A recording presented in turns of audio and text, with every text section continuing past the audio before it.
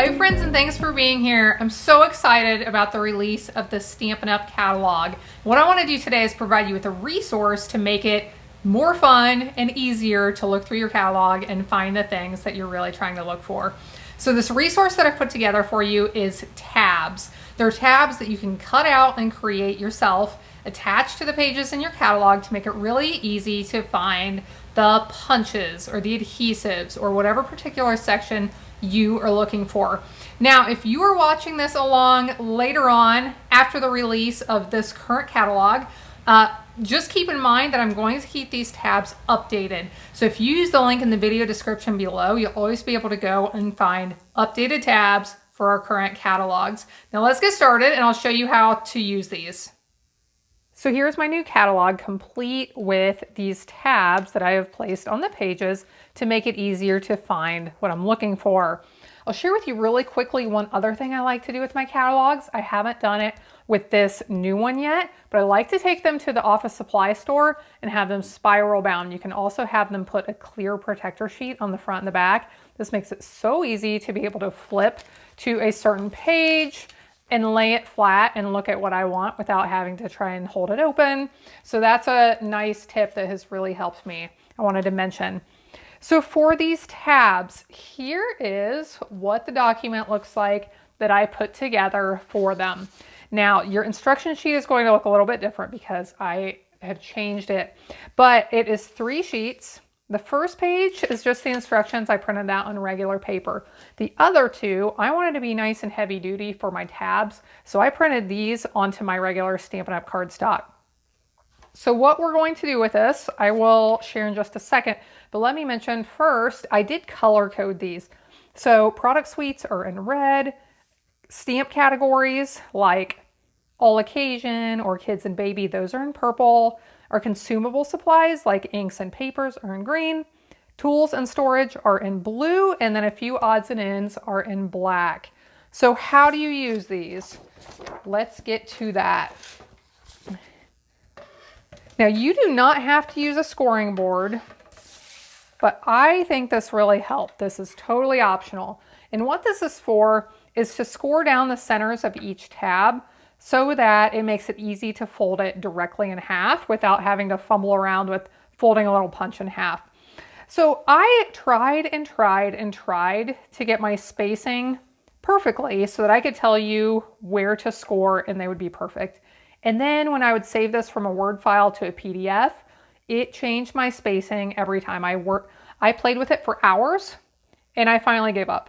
So what you need to do is find a score line and just move this back and forth slightly to the left and to the right until you can score directly down between each set. So if you start and you notice that's not quite in the center of that particular set of tabs, just scoot it a little tiny bit until it is. So we'll score all of these, and after we have scored all of them, we'll be able to cut them into strips. I did create these so that you could punch them out and make it really easy to get a nice looking tab. So I've done all my scoring now. I'll bring in my trimmer and cut this into 3 strips. Now, of course, you can do this. You'll do this with a second sheet as well, but I'll just show you a few of these. The spacing on these cuts is not terribly important. Just try to cut basically down the center of the open space between the rows. I will mention that on the second sheet, I left some blank ones. Now for your preferences, you may want more tabs, which is why I gave you some blank ones you could fill in, or you may want less tabs. So you may not want the red ones, you may not want the product suites, or you may not want the black ones, the odds and ends. So you can pick and choose the ones you want if you want more or less tabs. Now I'm going to bring in my postage stamp punch. This is the punch I designed these to work well with. You may be able to substitute another punch, but this is the one that I chose. Now, where these lines are on the left and right of the punch, that is going to be the center of the punch this way. And that's what I want to line up right with the center opening. between the two tabs. So we punch these. I'll just do a few here. We'll just do 2. You'll get the effect with that. I'll bring in my catalog and flip to one of these pages. Let's do the He's the Man suite. That is page 78. And I need my Stampin' Seal Plus. Now you can play around with different adhesives for this, but I decided that I thought the Seal Plus would work the best, and it did work very well. Whichever adhesive you use, you need to make sure you get it nice and close to the edges. You want it on both sides and as close to the edges as possible. I thought about using glue, but I'm pretty sure that would have been a disaster with it oozing out if I got too much. But this worked really well. Now you can fold this in half.